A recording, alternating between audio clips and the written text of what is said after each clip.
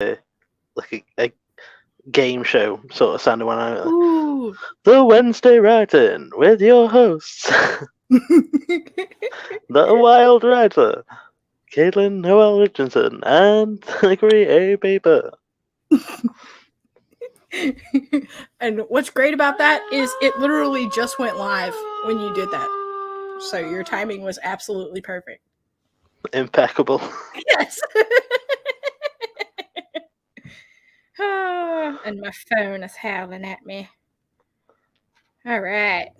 I've always wondered what that howling is. Yeah, it's my phone. It's my notification for like when I get text messages or when like social media notifications and stuff. Mystery solved. Yeah, it's my phone, and it scares people. I can imagine, to be fair, if you're walking behind them on a dark night. Yeah, just out of nowhere. Yeah. Oh man. But it's kind of funny though, because my 3-year-old niece though, she loves it. And like my phone will do that, and then she will respond from wherever in the house she is that she can hear it. She's in a pack with your notification wolf. Yes.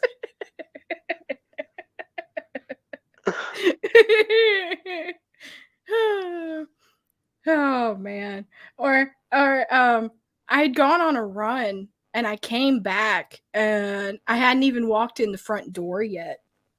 And I got a notification on my phone and it howled, and then I heard her on the other side of the door say, "It's KK!" She's just waiting for you to come back, hoping that she can hear the wolf. Yeah. So it's like she knew who it was immediately because my phone identified me. No, KK is the wolf. Yeah. She wasn't bothered that you were back. Right. It was the wolf. Oh man. Yeah, because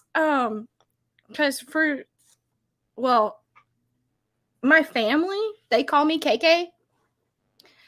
And That's cute. Yeah. It started, my brother Steven, he's probably going to hate me for this because I'm putting it on YouTube. But the reason why I ended up with that name was because when he was a toddler, he couldn't say the T in my name. So he just started calling me KK.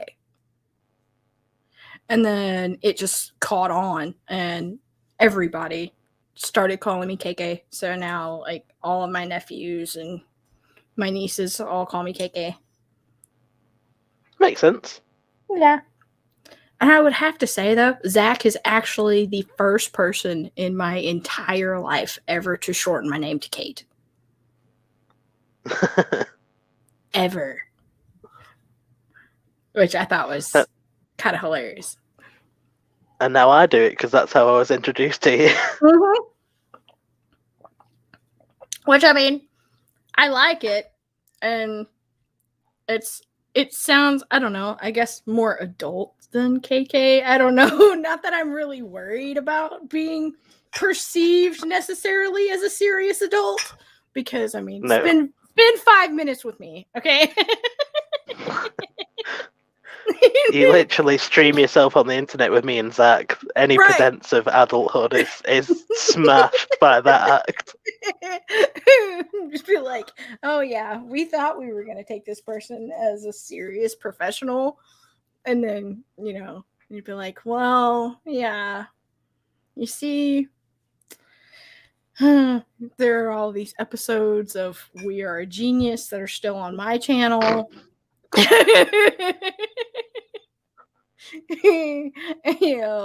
And now all of these streams with you and Zach, it's like, nah. I love how we just totally haven't introduced this episode at all today. Well, yeah, because we just showed up. Well, you know, the whole thing is context is for pussies, and just kidding. Well, you did. If you get it, you get it. Exactly. If you understand, you were meant to, and if you didn't, well, you know, if you haven't figured out what this is by now, by the title that's on the thing, and I don't know, the fact that it's on a channel called Adventurous Publications, I don't know what more you want. I feel like that's what God's like with the universe. If you get it, you were meant to. If you don't get this whole thing now, you're sort of a lost cause. Right. It's like, if you haven't figured this out by now, kid, I can't help you. Oh my. It's kind of like, I don't know if you ever read Good Omens. Anything with omen in the title, I tend to stay away. Okay. It's by Neil Gaiman. And okay. It's probably not as frightening as I imagine. No. It's hilarious. And it's about it's about an angel and a demon. And it's Aziraphale and Crowley. And basically they keep getting assigned to do things in like different times in history and different places and stuff, and realize that them being sent there to do those things basically just cancels each other out.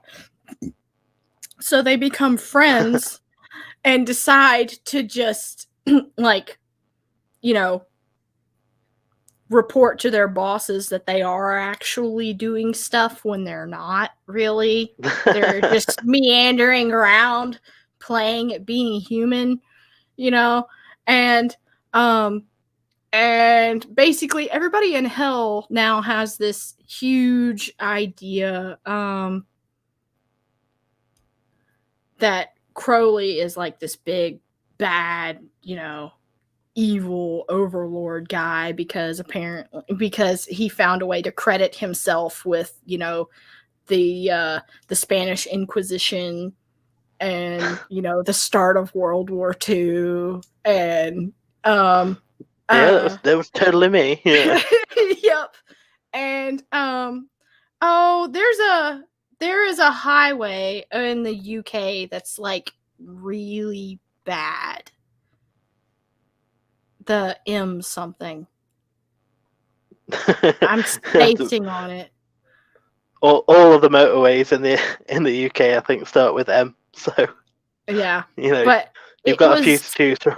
Yeah, but it's like it's supposed to be notorious for being backed up like all the time, and he credited himself with being the one that you know, was instrumental in how it was constructed.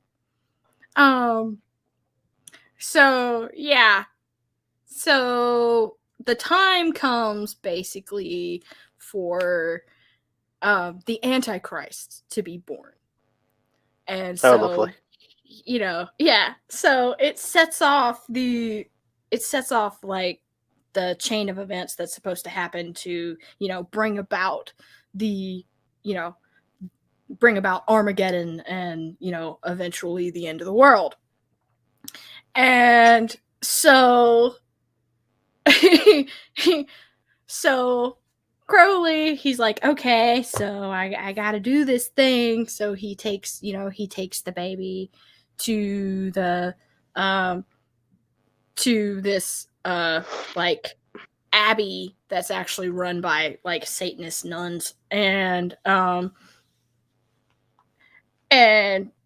what happens there was supposed to be like an American like attaché there whose wife was having a baby, and so they were supposed to swap the Antichrist with the American attaché's baby so that, the baby could grow up here and be like influential in like the US government and stuff like that. And that was supposed to, make it better or easier for him to create like a one world government and whatever. But of course it all goes awry because there's another lady that's having a baby, and they end up running upon this, this abbey that's also a maternity hospital. So they stop in there and they have to throw her in a room.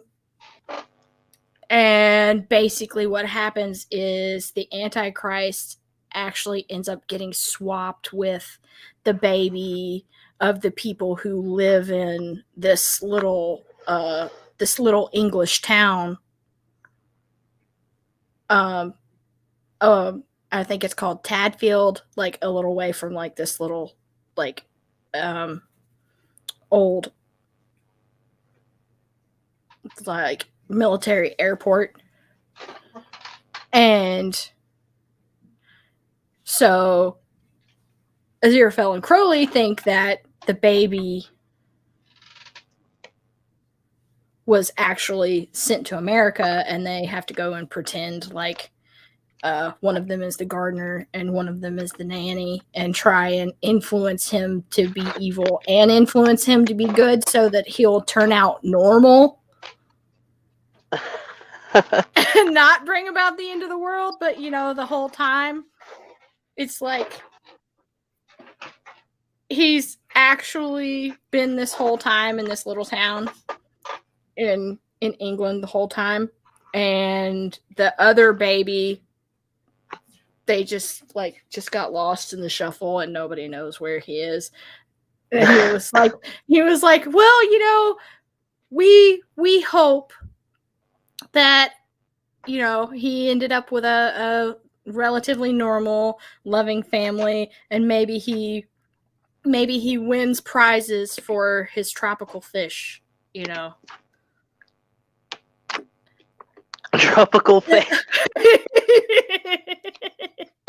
I love how all of that ridiculous crap that you just told me, the thing that I picked up on was tropical fish. Yeah, I'm with you. I'm with you. Okay, yeah, I'm with you. But it's tropical fish.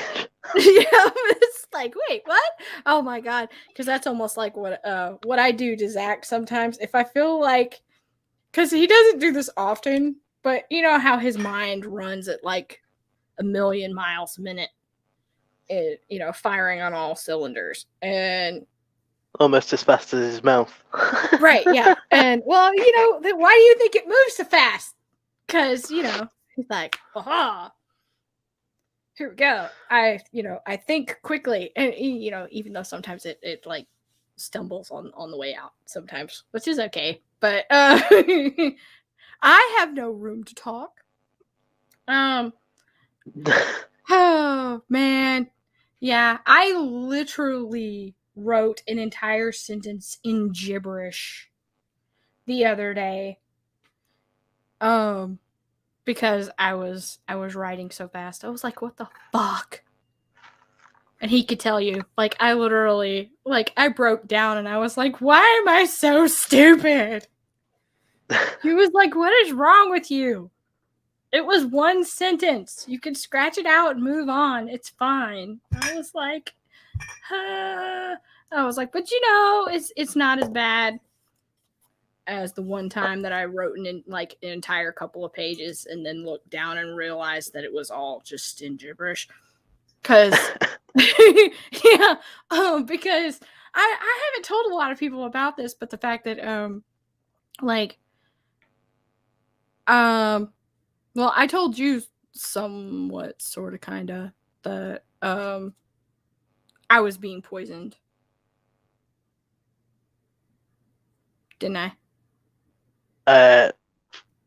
Yeah, I'm not sure whether you mentioned that. I feel like I would have remembered that. Oh man, well, cause I was in, I'd gotten to where well, this was a few years ago.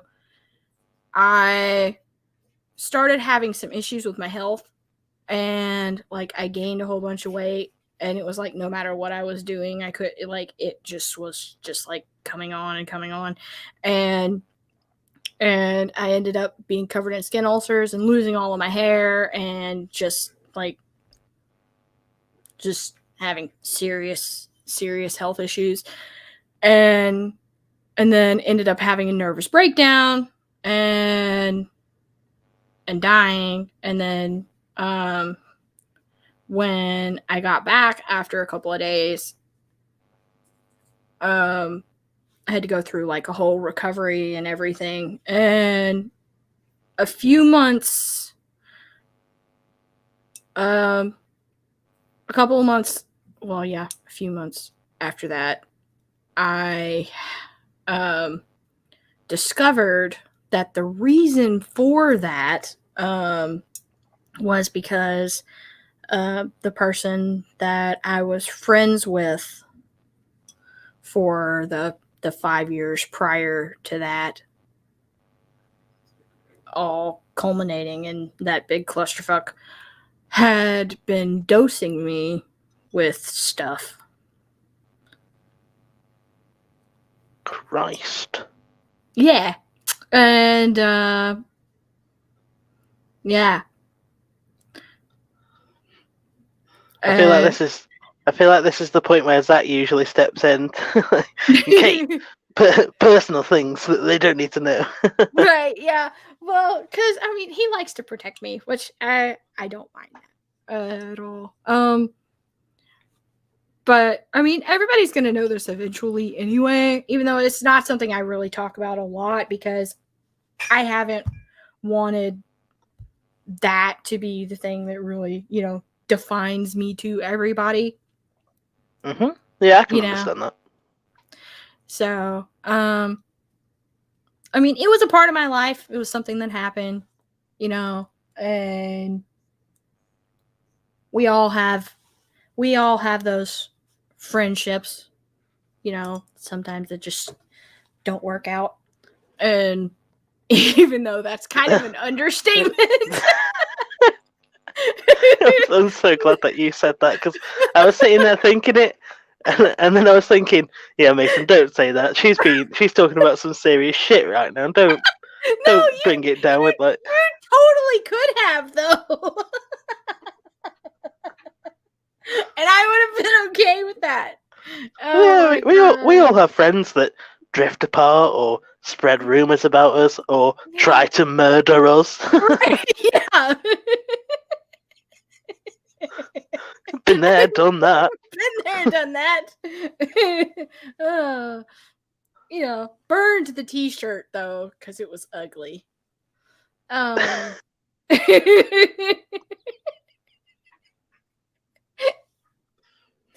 It's funny that you say about writing the pages in gibberish. That's how I felt today when I went back to look at that werewolf story that I was telling you about. Because I must have written that, 2019, 2020-ish. Yeah. And obviously I've come a long way since then as a writer. So I was going through the first chapter and sort of prose policing myself. Oh. And it was bad. It was so bad. Oh. Well, tell me the concept. Well, to be honest, I wanted to play with something. I said to you privately earlier that it was sort of like a bit of a try-hard Tolkien clone. Yeah. Because I really wanted to play with that sort of hardcore, descriptive style. So I did it at the time. I think it was just a straight up like pants in. I'm just gonna write this as I go sort of thing. Yeah. And it's just basically essentially about a girl who is running away from some sort of werewolf, but is sort of fleeing from him through this forest that's like basically that seems to have been corrupted by the Wolfman's dark magic. So it's all like sort of a bit like the old forest. Yeah. How it's doesn't want people in there, and there's all like I really wanted to try and describe like all the stuff with like the big thick barbs and and with nature just trying really hard to stop her from going in there. So I was just playing a lot with that because I was inspired. There's a bit in chapter 2 where she goes through this field and she has to go through the long grass, and the grass is like razor sharp. Yeah. Which was inspired by a dream that I had a few years ago, where so I had this dream that I was being chased by people with helicopters, because I'm always being chased by people in my dreams.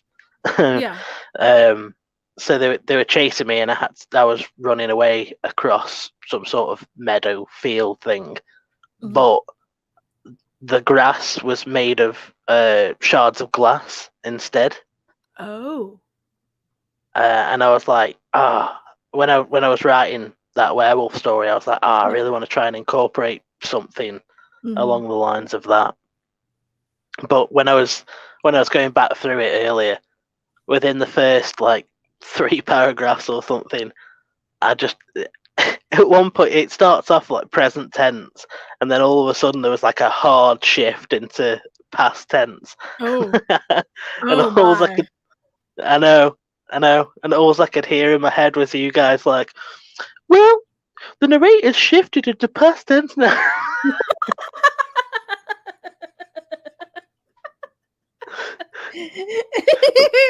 Oh my god. So that's what your inner editors sound like now? Is yeah, it's just you and Zach doing prose police, yeah.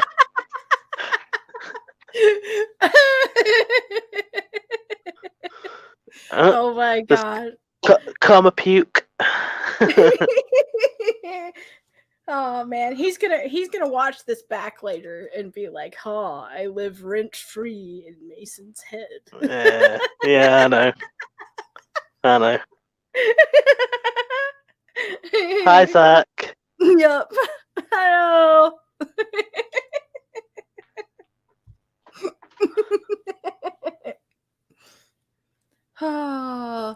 Yes. It would seem we have 2 lurkers. What you doing, lurking?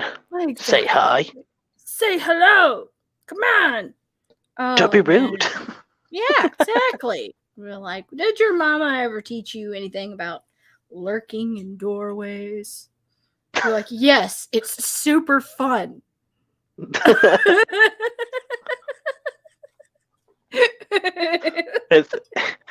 It's brilliant. It's not the same thing, but it just reminded me the other day while me and Lee were out. We went for a coffee, so she went into the bathroom, and I was stood outside waiting. Yeah. And when she come back out, we walked away, and she was like, there was somebody standing waiting to use the bathroom after her, but like I was basically stood just right in front of them, facing them. Obviously with no idea that they were there. Oh my god! Just stood right in front of them, facing them. Oh my god. They must have been like, who is this weird guy God in the bathroom just staring at me now?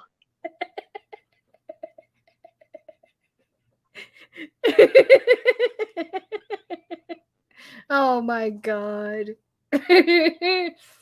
Had you known that you could have made it like extra weird. Oh yeah, totally.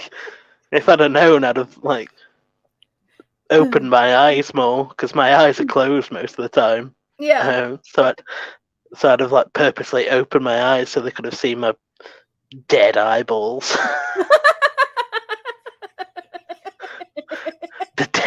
the dead desiccated remains of my former eyeballs.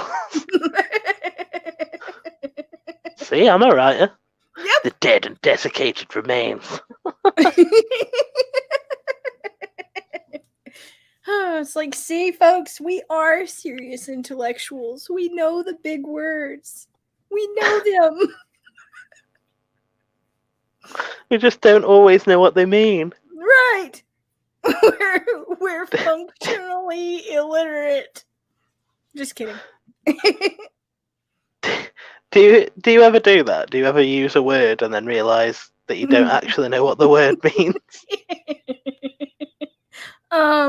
Sometimes, yeah, I will reach for a word and it will, slide itself into the sentence, and I'm like, wait a second, does that even actually belong there? It sounds nice, but I do it all the time, and Lee catches me out. Where I say something to her, she's like, "What does that mean?" And I'm like, "Fuck if I know."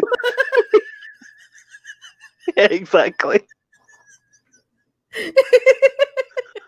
And then I did it the other day as well, when I was writing The Bleeding Ground. Oh my god! Where I used iridescent, and then realised that what I actually meant was incandescent instead.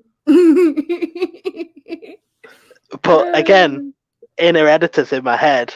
Once I caught it, I was like, I'm so glad that I caught that, because if I'd have used iridescent when I meant incandescent, you guys would have just given me non-stop grief about it. Oh man, I mean, because even though, I mean, I swallowed a thesaurus when I was a kid, pretty much. It was very shocking, and everyone was alarmed and taken aback by the whole experience. That was a terrible, terrible thesaurus joke. But I, for the most part, can recall what most words mean. As far as like big words, I guess. Big words. Yeah, like those big words with all the syllables in them. Because I'm making myself sound super intelligent right now. But sometimes I do come across words where I'm like, wait, does that actually mean what I think it does? Is more. And at that point, Google is your friend. Yeah. Or I have a whole table here behind me that's got like stacks of what's left of my library on it, and because I had to sell a lot of my stuff after the whole thing happened, and I ended up back here, and I'll go rummaging through there sometimes, because I have older, like the 5th edition of Webster and a couple of other things. They're all falling apart, but yeah. Sometimes I'll go through there. So it's just me that relies heavily on Google Assistant then? Well, no. I mean, because a lot of other people do that too. I'm old school. I always have been, kind of. Plus, for some reason, I don't know why, I just have this slight, I guess you could call it a fear, maybe, and it might be irrational, but this kind of fear that if I get in the habit of constantly using Google all the time, I won't rely on my ability to actually recall. Yeah, that's fair enough. I mean, I'd like to pretend that I use it due to blindness, and I can't look up a dictionary and stuff like that, but I think I would still do it even if I could see. I'm a lazy fucker, and I just love the convenience of having Google there. And, hey Google, What does Yeah. iridescent mean? Ah, shit, I meant incandescent. Right. It's like, No, Mason, the sun isn't iridescent. no. That would be funny if it were.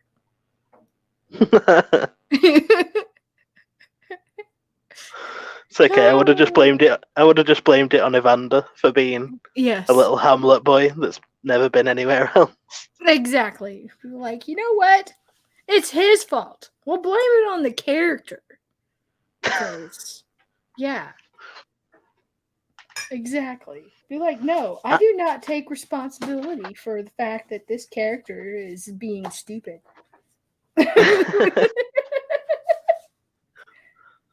You know, they just take on a life of their own. Yeah. Yeah. Well, I mean, they really do. Yeah, they do, to be fair. I mean, that hasn't happened so much with Evander yet, but it's definitely happened with Valdus. Oh, yeah? Where, yeah, totally. It was like that with that last chapter, where where it was almost just like a natural thing to write it, because I don't know, it just made sense. I had the image of the cove scene in my head. Well, actually, in all fairness, that came about because my mum, who reads all my stuff, she was like, "Oh, well, now I want to know how he got in with Huxley." And I briefly considered doing like a flashbacky sort of chapter, and I thought, you know what, rather than doing that, it might just be easier to just show him doing what he does in A Symphony of Screams. Yeah. And have it and try to make it clear that, you know, this is just the sort of shit that he does. And it's most likely the sort of thing that he did with Huxley. Yeah.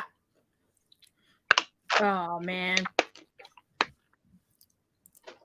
Oh, which just makes it extra insidious, because if this is something that he just does out of practice, he's just like, I come in here and make my, oh my God, that makes it even deeper, because that whole principle of how creatures of darkness will oft disguise themselves as angels of light. Yeah. It's just one of the easiest ways to worm your way in. Yes. And it's the most insidious. And having, you know, not to like be like, here, look at my shiny badge, whatever. Having experienced evil,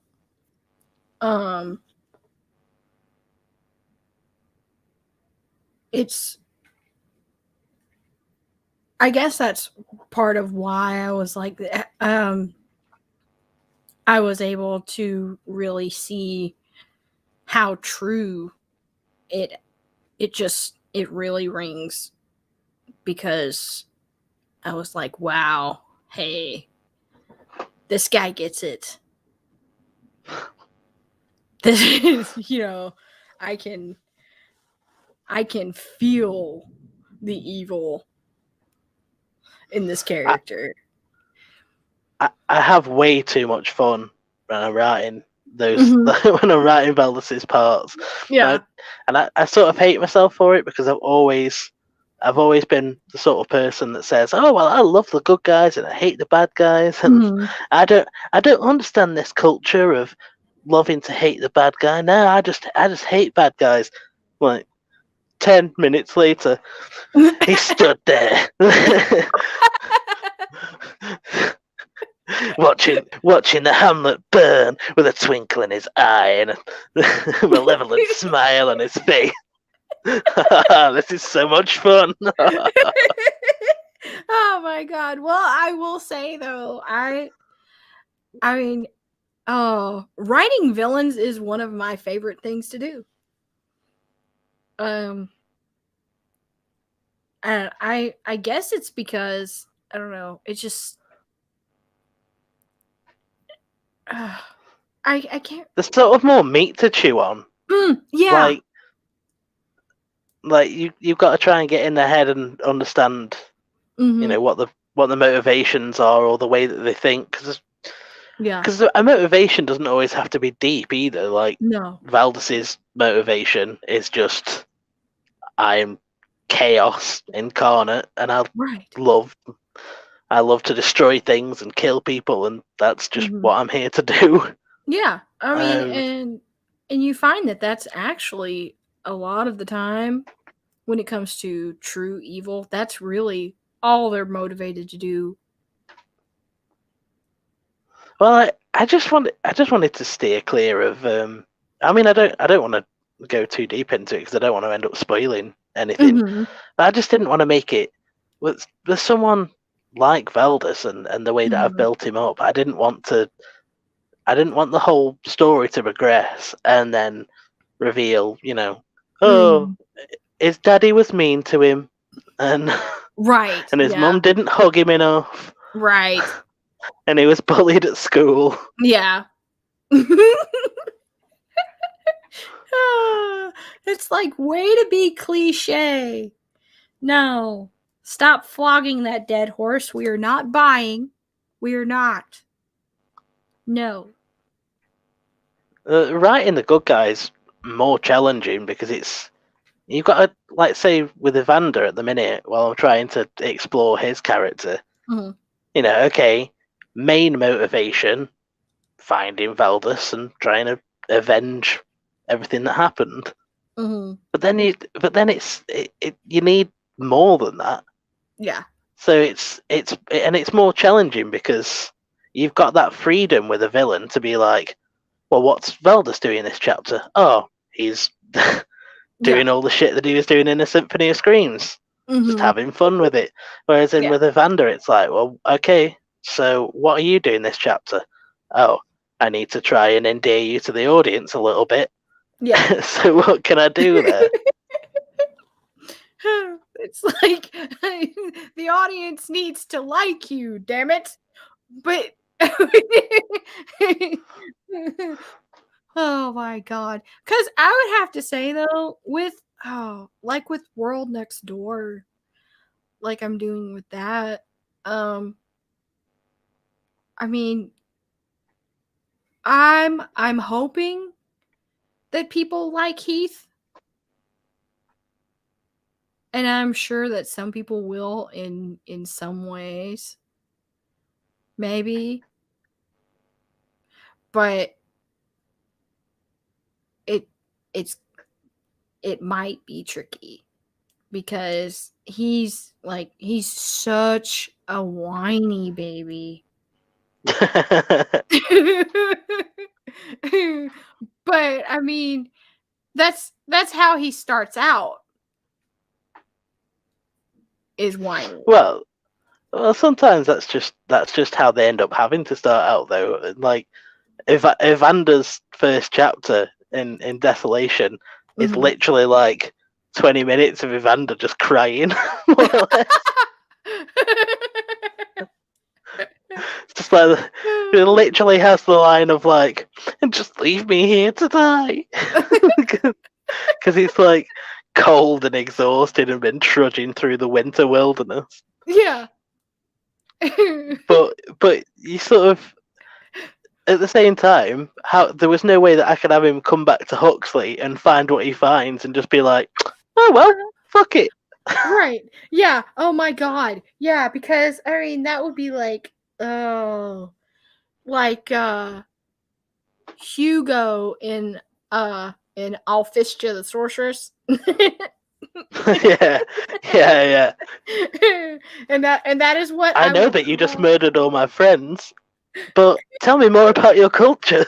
Right, yeah, exactly. You just murdered all my friends, uh or being so very casual and nonchalant about, hey, you know, uh I'm on trial for murder.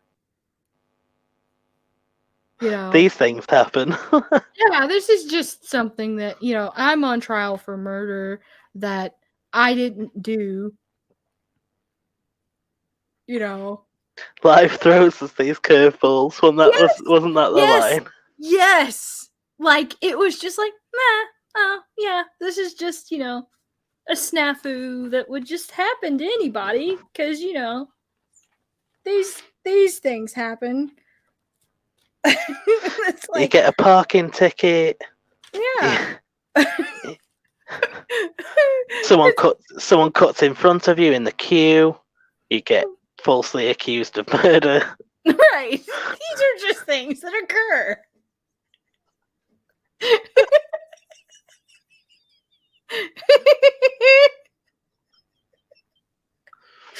Oh my god. The other problem that I face with Evander is that so you've got Valdus there as this just like massively dark figure, which is great. But then with Evander, I've got to try and make him as as pure as Valdus is evil, but without making him white meat. Right, yeah. And that's something that I'm like really wrestling with myself with. Like, right, okay, he needs to be pure, but that doesn't mean that he can't have any edge to him. Right. I think you'll like this next chapter, though. I almost said the name of the chapter. Oh no.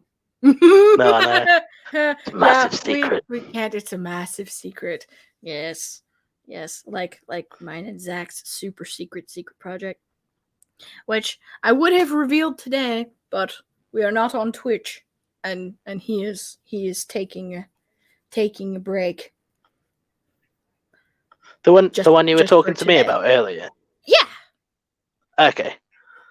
I just wondered whether it was so secret that you hadn't told me or not. No, nah. We told you because he told you about the one he's doing for his part of the super secret project.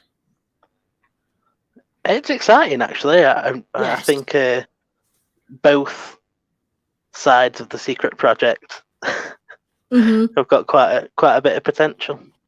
Yeah, I'm excited because not only because my brain, it just does not know how to stop. I don't know if you have this thing that happens to you sometimes when you come up with a story idea and you're working on it, and then you have a whole other idea float in and be like, hey, I'm new, shiny, cool idea. You should work on me too. And so I have to put that down somewhere else. I sort of have the opposite of that problem, to be honest, where, I tried to move over to Blurry for a little minute because obviously I really like doing the short stories for the channel. Yeah. And I was like, all I'm doing at the minute is the Bleeding Ground, and I'd like to do something else. But every time I try to start a new story, I'm like, yeah, Bleeding Ground. I just I can't switch it off right now. It's taking up a massive portion of my mental space to the point where, like, a week or so ago, I had a night where I just could not get to sleep because I could not switch my brain off. Oh my god! Thinking of this like next passage that I was going to write and thinking about how I was going to phrase it and all that sort of stuff. So I was just like sitting there running over it in my head, and it just got to the point where I was like, "Shut up, brain! I want to sleep." Right. I'm laying here with my head against the pillow. Right. It's dark.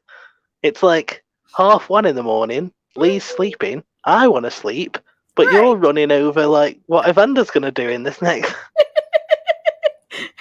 It's like sleep is for pussies and dead people, Mason. You need to write this next passage. The stupid thing is, I don't even think it was like an important passage. I think it was just like something to do with hunting or something. You know what's really funny about that is when you have moments like that, usually, oh my god, like, oh man, and this was the worst thing ever.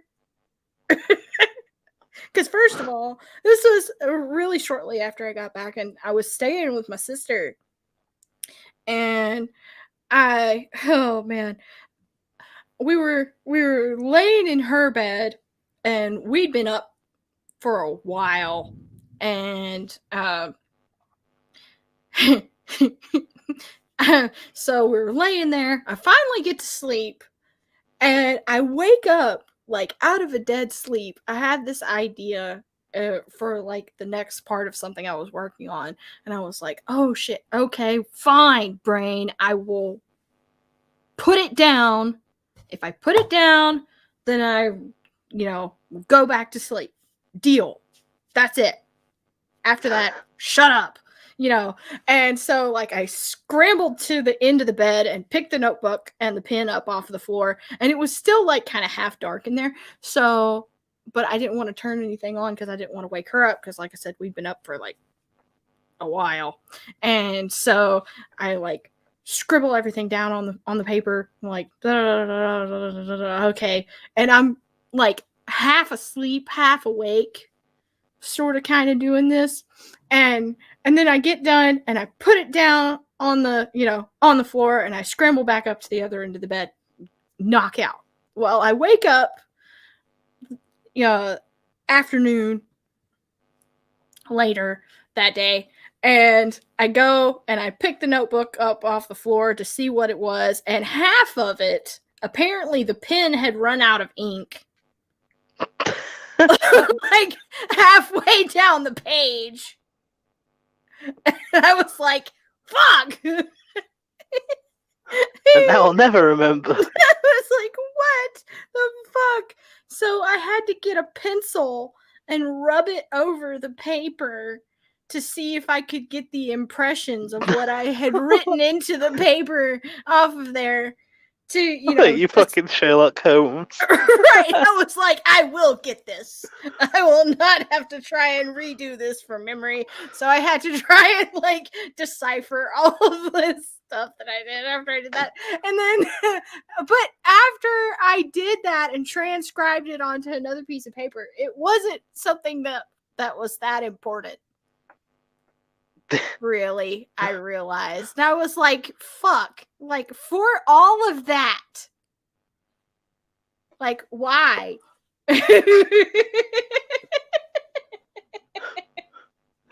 It's just a piece of internal dialogue that was like, what should I have to eat? Should it be pizza or burgers? Hugo didn't know what to eat. He couldn't decide. His belly grumbled and rumbled. It's just like, why? Like, why, brain? Why do you do this to me? It's like, I've been taking such good care of you, trying to rebuild you and everything, and this is how you betray me. I had to go back. I had to go back with this latest chapter and rewrite a whole section because I don't mind talking about this because it's not too much of a spoiler. So I had Vander near this river. Yeah. And I had him go up to the river, and I had this whole thing about like I had no the current is so strong here. I have no chance of fishing, but I can at least refill my skin or whatever. And Lee was like, "Oh yeah, sure. He can't fish, but the current's so strong that he can't fish, but it doesn't rip the water skin out of his hand." And even though she was only joking, I was just like, "Oh, stuck with you." You know what? Yeah. And I just couldn't get it out of my head, so I had to go back and just rewrite it. All right, delete. Oh, God.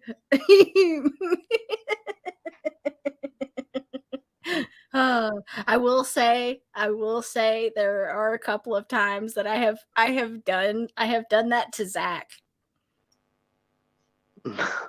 And I'm surprised that Zach would ever let that happen.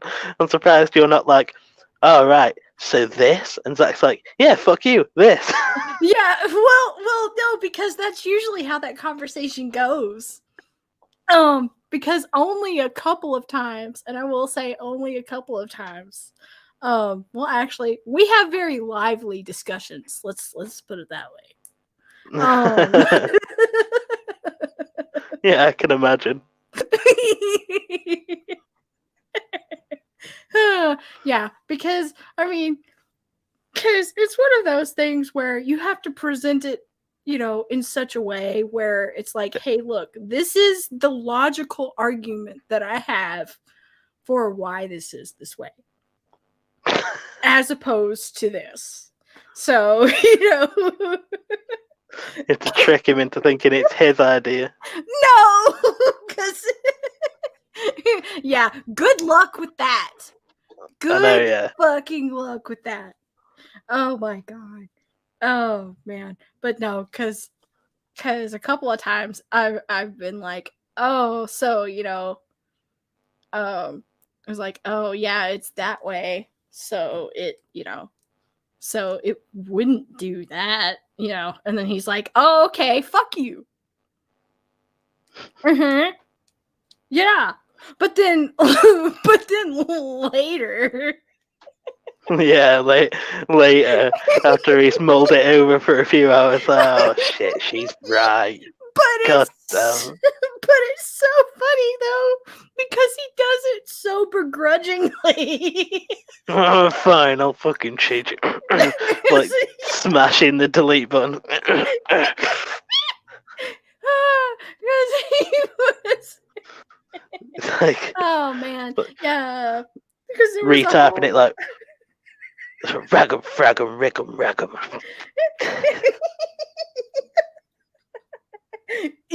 Yes. Oh man, because there was a section in book 3, and oh man, I was like, because there was a part in book 3 that he foreshadows like the lead up to this thing happening in the beginning of, well, close to the beginning of book 3 for the Garden Saga. And then he finally got to the scene, and I was like, what? That's all we get? For the build up to that, and this is all we get for literary blue balls. I was like, what the fuck? No. He was like, well, we always leave them wanting more. I was like, but this is the end of that situation. So there will be no more. You can't do this to me. Like, I was also like, think of Mason. I love how I'm now a consideration. That's brilliant. Yeah. He's known me, a few months? Yeah. He's considering me when he's writing his book. Who lives rent-free in whose head? Right, exactly. I was like, no, you can't do this. I was like, you need to be able to see this happening. Don't just, lead up to it and then be like, meh, okay, yeah, this happened. And now we're on to the anyway, moving on. Yeah, we're like, no. And he was like, well, fuck you, whatever. Well, and he was like, leave him wanting more, and it's my story. No. I was like, okay, yeah, I know it is, but You asked me to read it, and you asked me for my thoughts. So here they are, man. You asked my opinions. Don't throw them back in my face. Yeah. Muscles, green thumb. Right. And he was like, well, yeah. Oh man. Like I said, we have very lively discussions, and most of them are us arguing in joke speak to each other. I need to learn to be a bit more like Zach, though, to be fair, because I think for the most part, if I ask someone what they think of what I've written, they'll give me their opinion, and if they don't like it, I'll change it. Like, yeah, you're probably right. Oh, man. Well, I mean, because I really like working with him, especially when he's like, hey, give me critique or whatever. And I would have to say that he's probably one of the first critique partners I've had that it will ask you, in-depth questions about, okay, so why did you think this? And will actually like examine, each facet of why you thought the certain thing or whatever. Or if he reads your stuff, he takes it very seriously and and gives you an in-depth critique on the thing that you did, and he doesn't pull punches when it comes to that either. Ever. Yeah. Which I absolutely love, because I mean I'm old school and I cut my teeth with like big time will slice you from stem to stern editors. It's funny though, because he is like that, but at the same time, he's been so helpful to someone like me who's only just starting out. So even though he puts on this I don't pull any punches like facade, not a facade because that's the wrong word, but it's at the same time he's also willing to step back and be like, okay, well, I'll cut you some slack because you've only been doing this like 6 to 8 months or however long I've been doing it now. Yeah. It's funny though with you saying that about asking you why you did something or what you were thinking. I really struggle with that sort of thing because, like, say with View from the Fifth Floor, when the Codex Cantina did their analysis of that story, they were talking about like themes of isolationism and whether I wrote it as a response to the pandemic and everyone being isolated and like different things like that. And I was sitting there like, yeah, totally, yeah. that's totally why I did it. Yeah, not because I wanted to write a story about a nosy old man that turns out the way that it does. Yeah. And it just annoys me because it not annoys me, that's the wrong word, but it's just really, it amuses me that people can pick apart my work and find these themes that I'm like, oh yeah, I can see where you're coming from with that. I didn't do it on purpose, but I'm not going to deny that it's there. Yeah. It's like, oh, well, this is the it's like, did my subconscious do this? Or was this an instance of, them? Well, even with the Bleeding Ground, with these videos that Zach's been doing, he's been pointing stuff out, especially with that first volume, where he's like pointing stuff out. He's like, that line right there, that's foreshadowing. And I'm like, oh shit, yeah, it is. Oh, hold on a second. He is actually calling me right now. Hold on. Okay. Hi. Oh, I'm sorry, lassie. I was driving. And you know, with my track record, I didn't dare enter the food while I was on the road. Yep, and we're live, and Mason is on here with me. Oh, jolly good. How's my boy? How are you, Mason? I'm alright, cheers. Just jumping in your grave. He's all right. Cheers, just jumping on your grave.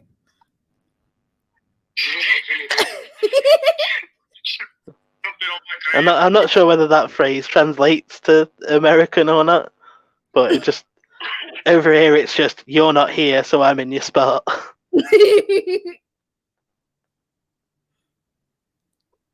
course, the one time I missed the writing stream, Mason manages to show. Well, well, yeah, I had to. I had to come and I couldn't let Cait pull all the weight on her own.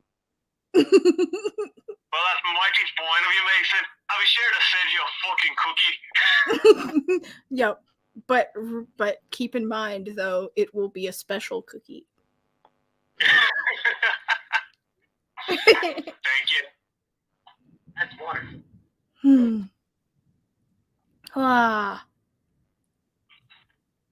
Yeah. This is weird. Can he hear? Yeah, can he hear me or not? Yeah, I think he can hear you. Yeah, How was your? Pull it a little closer, it'll be easier. Okay. How was your movie? I haven't seen it yet. I actually came down here early so I could get a bite to eat with my boy. Your son.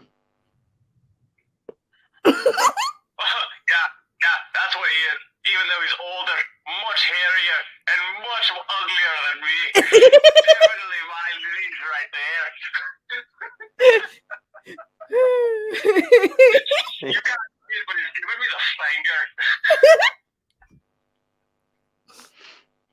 I'm just curious as to where Zach is, because this Irish guy is not someone that I've heard of before.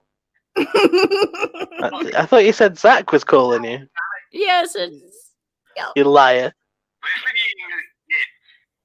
I'm Scottish. You want to fight? That is not Scottish, buddy. That is straight up Irish. Yeah, we're going to fight. Oh, it's like you gotta... Listen here, buddy. That's not Scottish at all.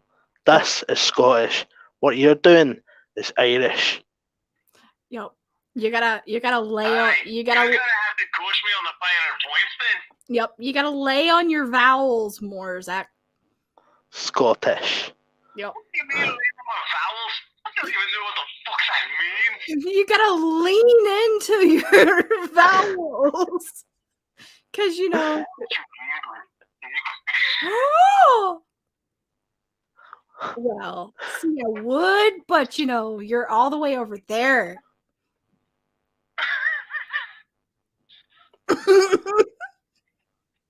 Apparently, I've just turned into the gooseberry. It was delightful hearing from both of you to love. Both Yep. of you lovely peoples. But now I got to be going. Yep. Alright, Okay. take care. Yep. Mason, don't be such a little slight to her. Alright, see you later, Irish guy. Yep. I'm going to kill you. Yep. Enjoy your movie. Oh my goodness. So yeah. Oh, that was so American, hanging up without saying goodbye. Oh my god. On the two British people on the phone. When we're going, it's like, bye, see you later, bye, yeah, bye, bye, tra, bye, bye, bye, bye, bye, bye, bye. Okay, I've hung up now. Okay. Oh my god. Yeah. Well, I will say though, here in the South, it's a little different. Because usually that's how we are, is like saying bye like 100 times, or the whole walking to the front door and taking forever to actually leave. Because of how much he's saying goodbye. Right, yeah. It's like you get to the front door, and then like you get your hand on the doorknob, and it's like, okay, bye, blah blah blah, and then like you have a whole other ass conversation, and then you like actually twist the doorknob and open the door and get yourself like halfway out, and then you're like, okay, bye, yeah, I love you, whatever, gonna leave, and then you have like a whole other conversation about stuff before you finally like actually get off of the porch and to the car, and even then he's shouting from the window of the car. Right, exactly. It's like, why? Leaning out of the window as you're driving down the street. They're like running up the pavement alongside you. Yeah.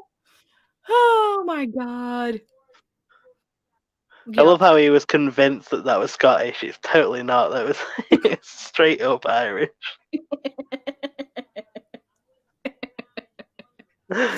Oh man. More sort of maybe Northern Irish sort of. It got that total like almost sing-song lilt to it. Yeah. Yeah. It was nowhere near gruff enough to be Scottish. He's gotta lean like I told him, he's gotta lean into the vowels a little more, because there's a whole reason why Irish people say that Scottish accents are actually like lazy Irish, because they just kind of lean on everything. Yeah. So it's like if you just gotta lay into it a little bit. Just he's like, I don't know what you mean. So since it's Wednesday, yes, how is Hallowed Halls going? Hallowed Halls is going pretty well. Like I said, there a change has been made. Yeah, because the novel that yes, the thing that you told me about, or that Zach told me about. Yeah, the issue with a capital I.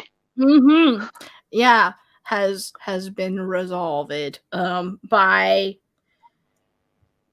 making the that was title, very 15th century of you. Resolved. Yeah. Yep, because we have to say all of our letters. Just kidding. Oh man, yeah. The issue's been resolved because we changed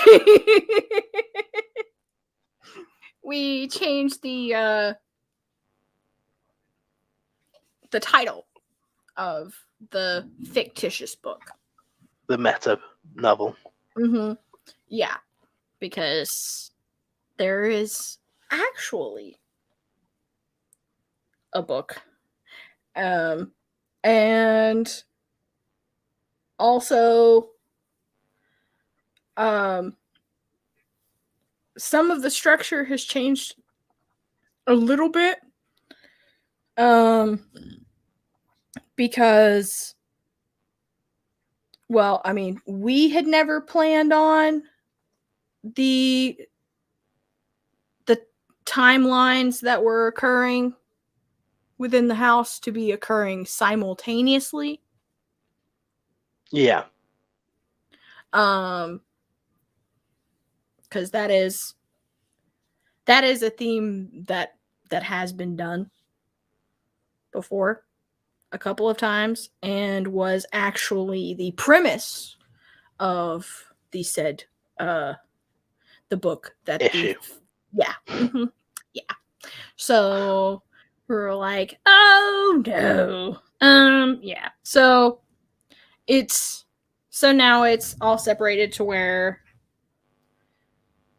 the house is built by dude back in the 1800s, like late 1800s, and then it ends up being destroyed after. Here, hold on. I have the thingy here. Blah, blah, blah, blah. So, basic thing is the house is built from the trees of Robinson Forest by a man named Alexander Mahegan as a monument to his love for his wife Alula, and a great middle finger to the townspeople of Bloody Breathitt, which is what the name of the town in Kentucky actually is. Well, was, because now it's Clayhole. Which sounds weird. They might as well have just called it Starfish. I knew that was where you were going. Starfish, Kentucky. So there's a place in England called Butthole Road. Really? Yeah. Oh my god. There's quite a lot of naughty named places, really. I think maybe places that were named before that word had a certain usage. Like I don't know. I think there's definitely like a Cock Avenue and oh my god, and stuff like that. That is hilarious. There's I think there's actually not the same thing, obviously, but I think there's actually a Tolkien Road about 5 or 10 minutes walk from me. Oh wow, which is pretty cool. That is pretty cool. I can't say I'm really surprised though. I mean, considering how iconic he is, and considering he was from there. Yeah, he did spend a lot of time in the Midlands. Yeah. Don't know how much time he would have spent in my particular town, but he definitely spent a lot of time in the Midlands. Yeah. Yeah. And there's talk that that's part of where he got a lot of his inspiration for the Shire. Yeah. I was looking into that just the other day, actually.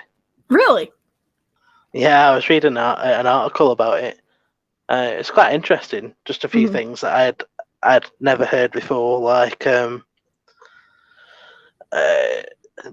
he wasn't happy with the name of the Two Towers, which was something that I'd never heard before. Because when he turned the manuscript in, obviously he turned it in as one big epic, and they wanted to chop it up into 3 parts, and they wanted to call the middle one the Two Towers, and Tolkien was like, yeah, but there's more than 2 towers. Right, yeah. Oh man. Like 5 or 6 different towers, man. Yeah. He's like this doesn't make any sense, guys. No. You can't have just 2 towers. And he was also upset about the change of title for Return of the King. Oh, I didn't mention that one. That's interesting. Yeah, because originally he wanted it to be the War of the Ring. Ah, right. Okay, that's interesting. Yeah. And his publishing rep that was working with him was like, no, we need to, that gives too much away.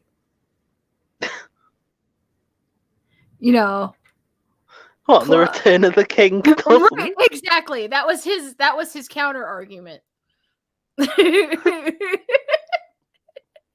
That's so stupid.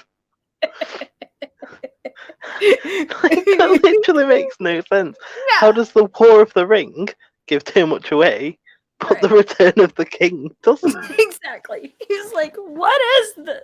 Like, no. By the time you get to the 3rd book, we all know that there's a war for the ring. Right. It's like we don't know whether Aragorn's gonna take his throne or not.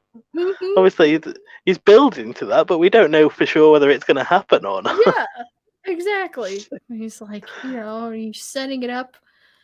Oh man, because it's like, are you setting it up for for them possibly to have their hopes dashed? But yeah, it's like, oh man. So yeah, it could very easily have been titled something else.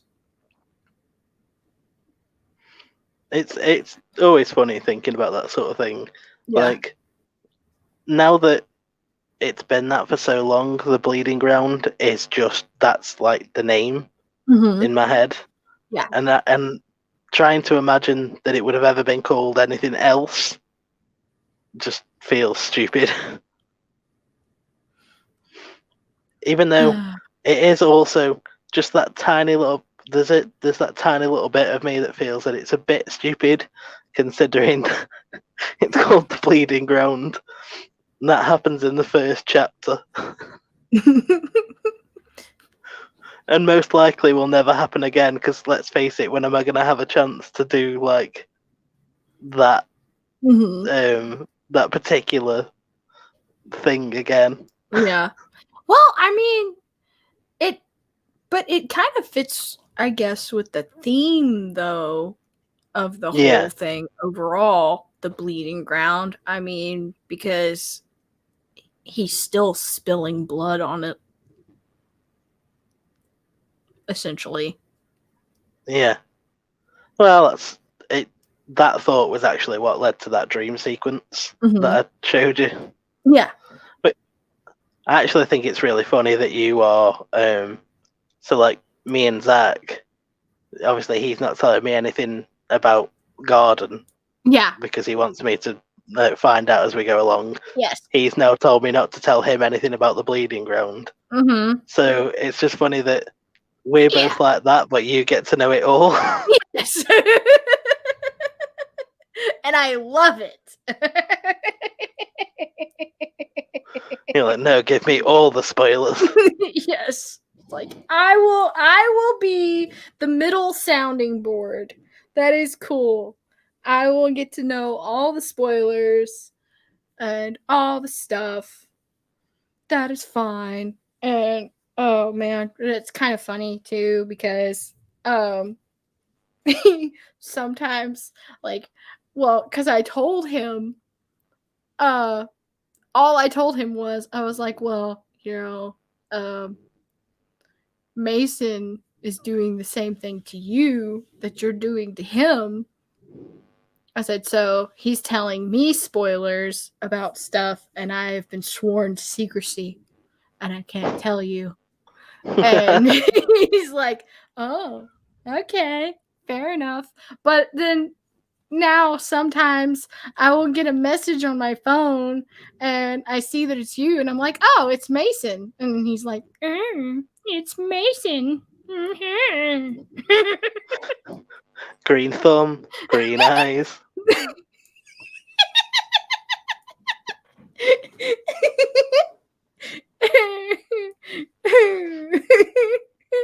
It's like, look here, man. It's like, there's spoilers about Garden that I know that I, don't tell him. So hey. Exactly. Yeah. You're the super secret friend that keeps all the secrets. That's right. That's right. The secret keeper. Yep, I am the archive, the sounding board. Archive. You're the architect to our Neo. There you go. Yeah. Except you're not an old white-haired white dude. No. Well, I mean, maybe when I unzip this meat suit and I'm not on camera, who knows? Hey, that'd be a great act. Like, and hats off to you if that's an act that you're keeping up. You got me fooled 100%. Oh man, it would be very, very.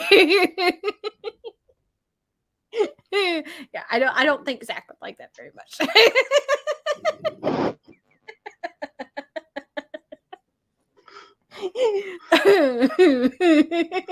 Gonna have to call Neve from Catfish.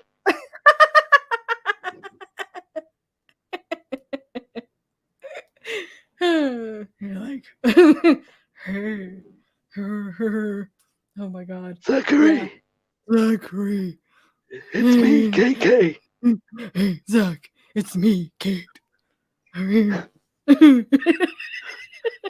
It's been me all along.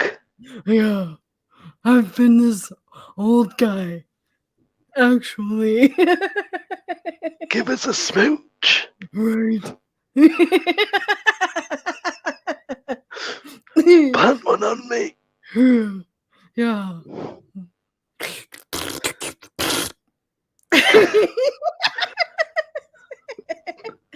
Oh man. Okay, even now I'm disturbed. That joke went further than I wanted it to. Oh man. Well, he already gets really creeped out when I do this. Sir. I love that voice so much. I especially love it when you can't get out of it. The fact that you get stuck in it and you end up laughing in it. It's like I can't. It's like, oh my goodness. Because the whole thing was, I was like, okay, I need to be able to do something where I don't break character while I'm doing it. So a lot of the time when I have a voice on, if I get to where I'm laughing, I will stay in the voice. And it just makes it even more hilarious. Because and now I can't stop because it makes me laugh to do this, which makes it even worse, which makes me laugh more. Oh, well, no. Oh, man. Yeah. So Smeagol, what did you think of Andy Serkis's representation of you in the Lord of the Rings films? I would have to say it was good, precious. I'm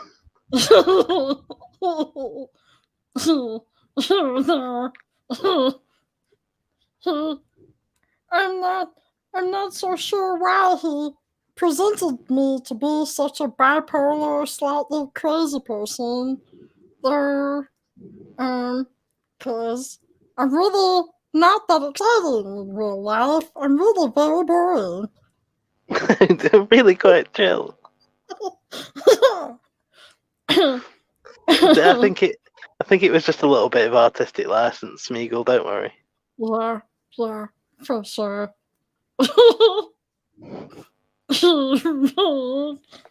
Yes. It's very... They'll have his license revoked. Oh dear. Oh my god, man. Or when I have to read sexy stuff and they make me read it in that voice, and I'm like, why do you do this to me? I don't understand. No. What's his penis? Right. What's penis, British?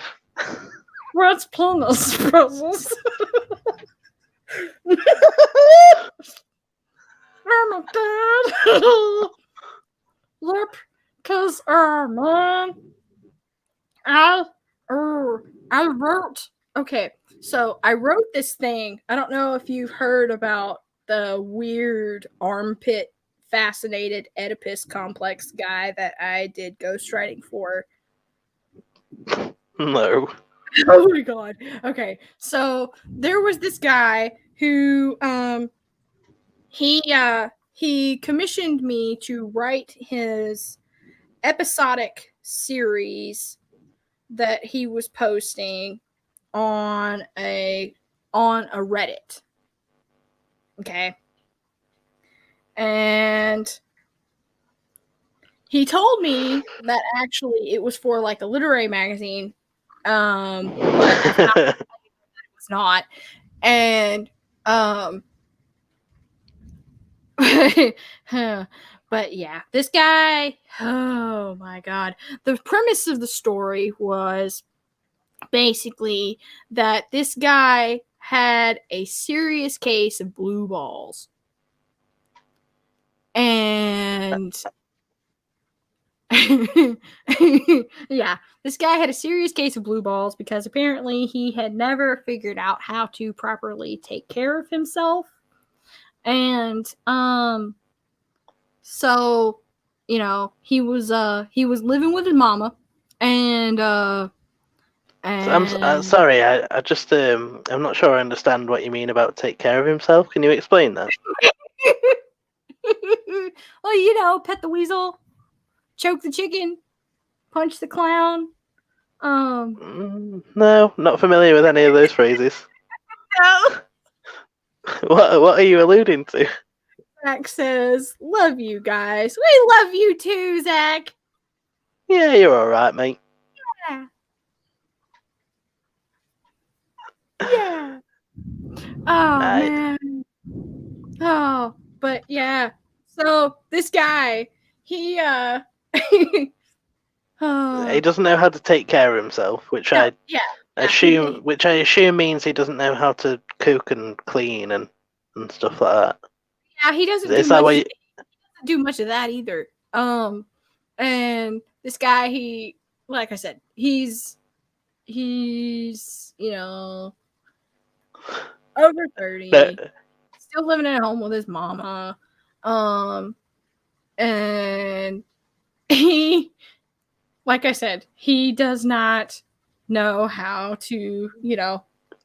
Yeah, it's okay. I get it. It's I I wanted to push you into it and then realize that we're on YouTube, not Twitch. Like, yeah, exactly. About to get the stream he doesn't know how to, you know, self-care. Yeah, that thing. Like I said, choking the chicken, punching the clown, petting the weasel, milk the lizard, all of those things. Because, you know, here at Team Adventurous, we know that lizard milk does the body good. Or releasing the lizard milk does, at least, I know. Yes, exactly. What was that? Oh, that was thunder, because it is storming. It's ass. Wow, that was loud. That was loud. Yep, because I'm over here right by the window. So, yeah. Owen says, no, anyway, you. We love you too, Owen. Yeah, Owen, you rule. You rule. So, yeah. So, yeah, this guy, he doesn't know how to do any of that. So, yeah, he's in serious pain. Because, you know, that. Of course. Yeah. And, so. Literal ball ache. Uh-huh. And his mom takes him to the doctor. And so, you know, obviously the doctor immediately knows what's going on. Except what they don't know is this doctor, she is a crazy bitch. And I mean crazy. You've read this on the stream before, right? Yeah.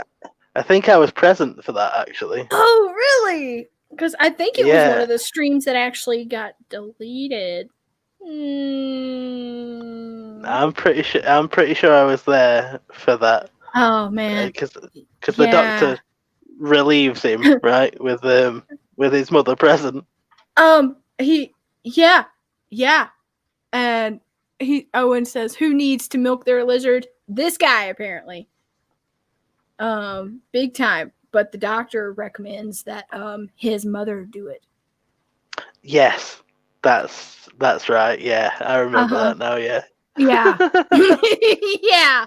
So yeah, it was an entire episodic short story series of, this going on. And oh man, because you being present for the reading, I was having to read the scene on Los Ross. Yeah. Yes. Yeah, I definitely remember that now. I think that might have been a fairly early, not long after I was exposed to you guys. Zach says, "You'd be proud of me, Cait." Well, I'm already proud of you. But why? What for this time? Yeah, exactly. What for this time? Oh, you did my voice, man. He says, "I came here." You did? In a public place? Oh my god. To this delicious burger house. Okay. And I only ate meat. Yay! Yes, I am very proud of you. It's not a massive achievement, man. What was you going to do? Go to the burger house and order a salad? I'd be more impressed if you were like, yeah, so I went to Planet Veggie and I ordered the one meat thing on the menu. Oh my god. Guess what, Cait? I went to Burger King yesterday. Guess what I got? He says, naughty girl. Yeah. Yeah. He's yelling. Okay, so now I'm the gooseberry again. He's yelling at you. The bun, Mason. I could have had the bun. Fair point. It's got me there. Is it just me, or he was like I can hear him yelling this. He's like, cheese, Me too. Onion, sauce, something besides meat.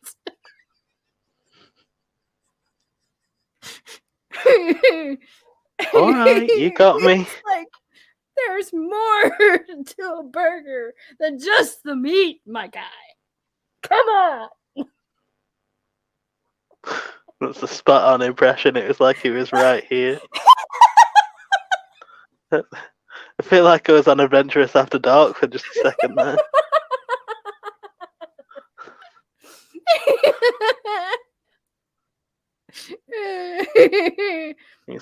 Except if it was Adventurous After Dark, it wouldn't be 11:05 at night. Right. Oh my god. It's like, okay. Yeah. Owen says, yeah, I got the fries. They are delicious. Zach says, Owen did get my fries.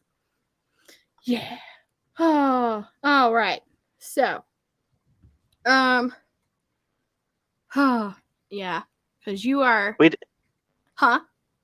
We did talk about some writing today, Zach. Don't worry.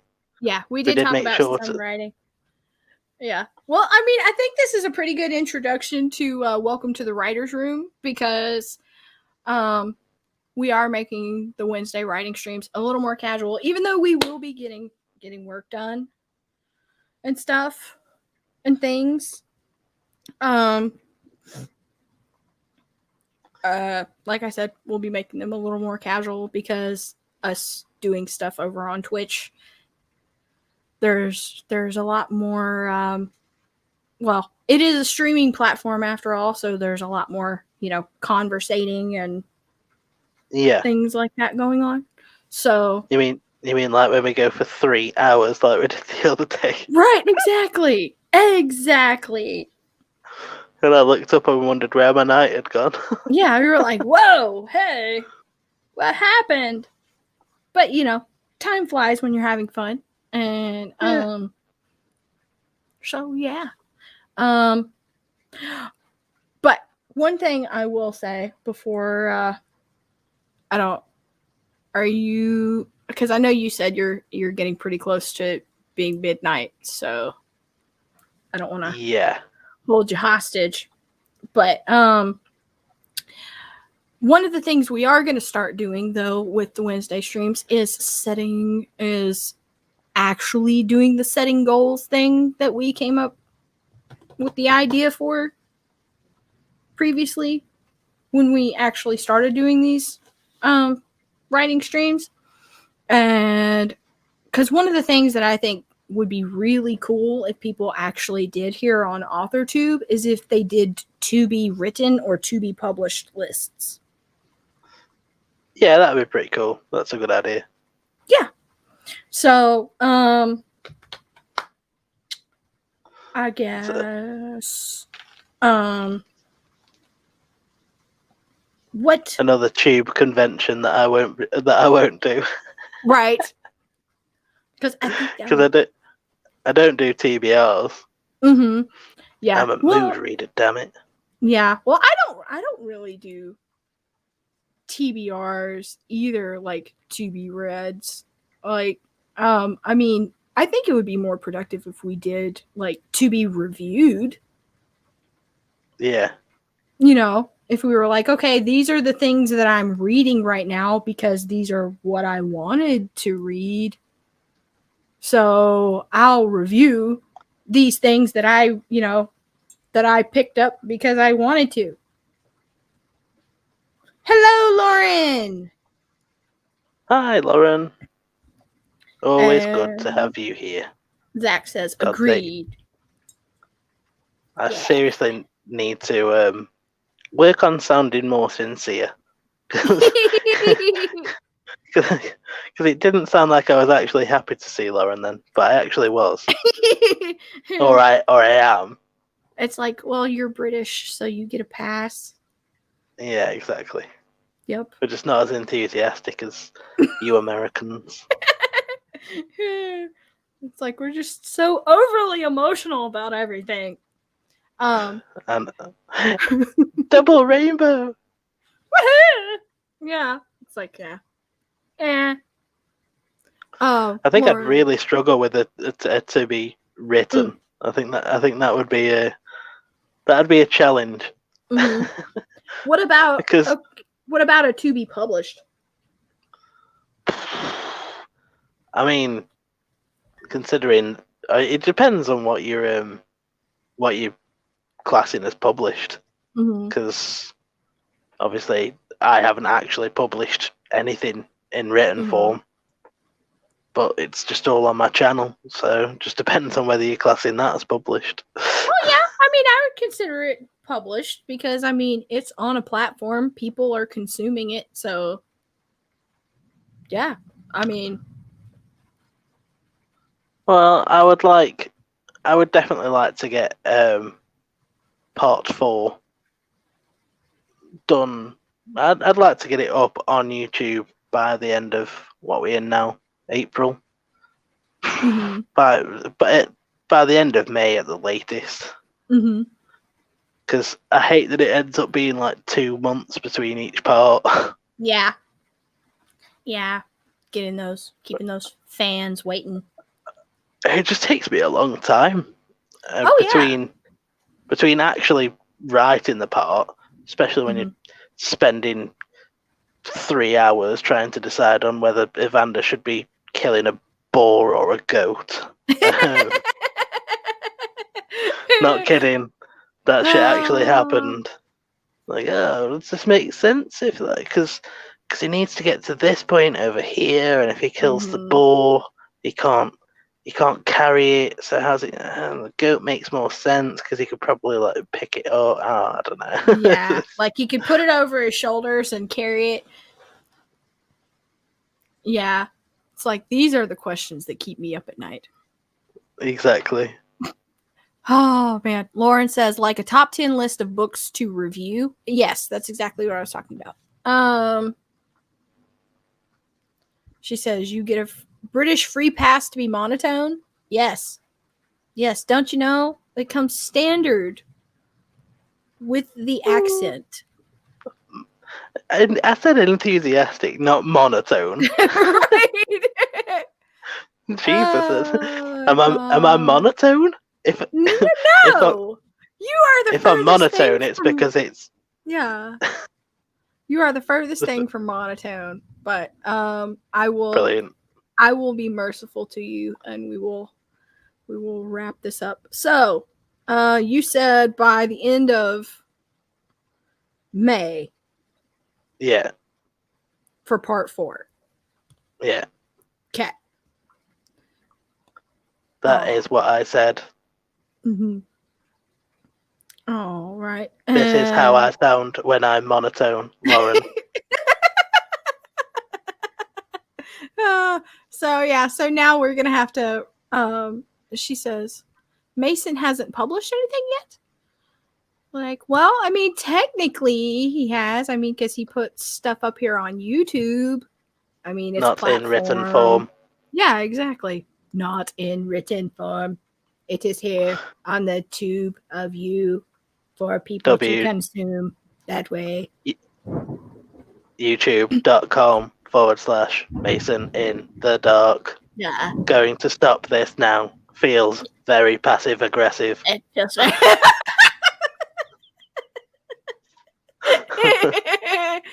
oh man. So yes, for the rest of you who are lurking, you can see in the comments most likely that it says okay, that we have a Discord.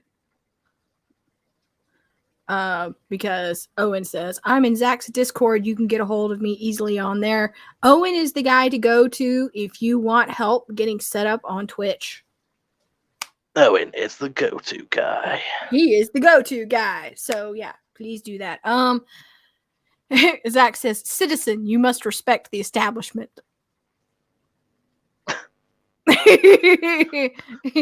Yes, you must respect the establishment. So, respect the establishment, citizen. Yes, exactly. So, we're going to wrap this up and get out of here because it's nearly midnight. I need to sleep. Where Mason is, and he needs to sleep, even though his brain will probably be like, Mason, sleep is for pussies and dead people. You need to know how to get Evander from this rock to that tree. So. Exactly. Yeah. You just got me. You nailed me to a tree there. It's brilliant. But Mason, should he wear his hair over his left shoulder or his right shoulder?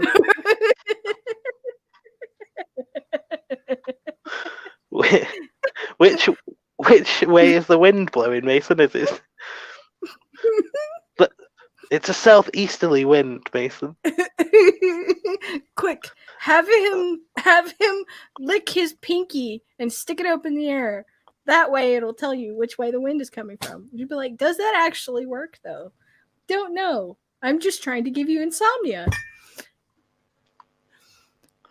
It's brilliant because the wind thing is like an actual thing. Mm-hmm. Just earlier when I was writing the scene of him hunting the goat, I was like, I'm afraid that he might smell me coming. But it's a southeasterly wind that should carry my scent away. It sounds ridiculous when I'm saying it out of context, but within the context of the story. Oh, yeah. Well, I mean, somehow, though, even though it's out of context, I get it because, I mean, I'm like, well, I mean, it would make sense because you're having to consider whether it would be downwind or upwind of the thing that he's hunting. So, I mean, these are things you have to take into consideration. So, yeah. Makes sense to me. And context is for pussies anyway. So, yeah. So with that, guys, thank you all for being here. Team Adventurous for coming out and hanging out with us. And thank you, Mason, for coming on here with me in a pinch. This has been awesome. We did talk about some writing stuff today. In fact, actually, you know what? I would have to say we talked about all kinds of stuff that was very, very important to writing. Because a lot of people, yeah, they get this idea for some reason that well, I don't know. You have to be like super serious and constricted to the process when you're lecturing about writing and stuff. And honestly, and I know I reference this a lot, but the book by Stephen King on writing, honestly, that really is a very good go-to for what people should consider when it comes to writing discussions, because it's life is what helps you to better your craft, really. So yeah, stop worrying about, Don't be so anal. exactly, because there are other things you can feed your starfish with. Do anal. Don't be anal. Exactly. That is that is your motivational quote for the week. We recommend that you write this affirmation on an index card. It's going to be on my gravestone, isn't it? Do anal. Don't be anal. Mason in the dark.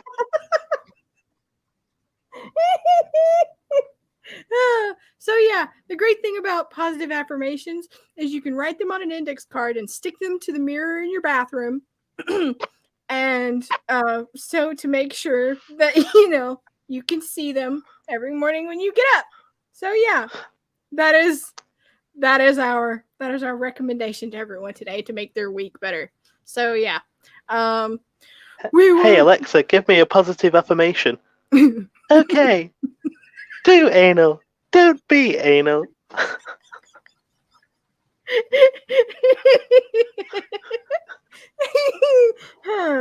Oh man. Yep.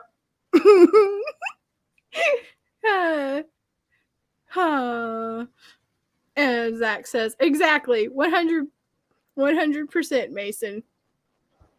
Anal for life. Oh my god. So yeah.